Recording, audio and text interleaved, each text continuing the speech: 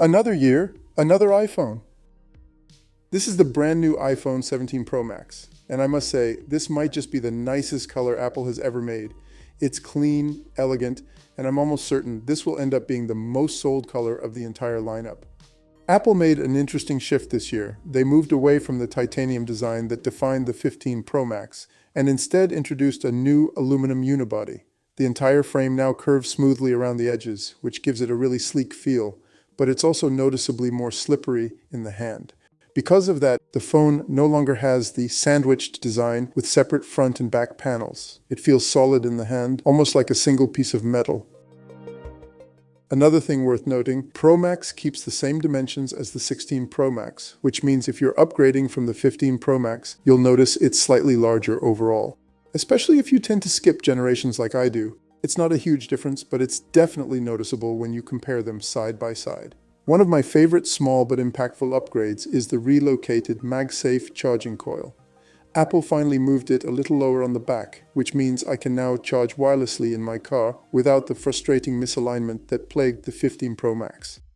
There's also a new button design this year, a surprising departure from Apple's typically minimal aesthetic. It feels functional, but definitely stands out visually compared to the ultra-clean look of past models. Now let's talk about performance. The phone still gets pretty warm, especially when recording video in the highest quality settings, but overall, there is some performance bump over the 15 Pro Max. I wouldn't call it 50% faster like Apple claims, but it does feel smoother during editing. Back to the design again. This color is just stunning.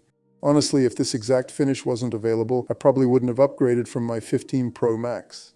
The 15 still looks fantastic as the titanium frame gives it such a unique industrial look.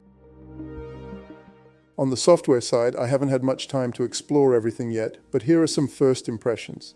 Liquid glass is interesting and adds unique experience, but it's not exactly revolutionary.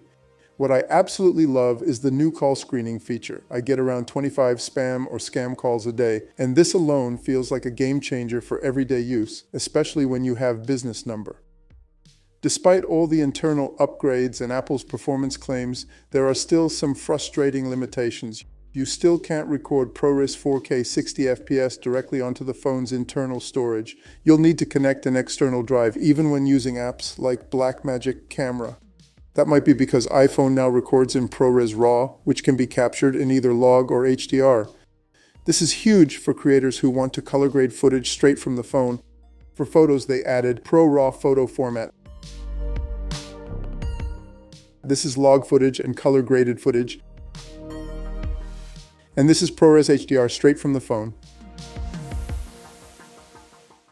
And that's it for now. These are just my first impressions of the iPhone 17 Pro Max. I'll be back soon with a full comparison against the 15 Pro Max, including detailed camera performance. Before you go, hit that subscribe button and smash that like button if you enjoyed the video. And don't forget to check out my other videos. Thanks for watching.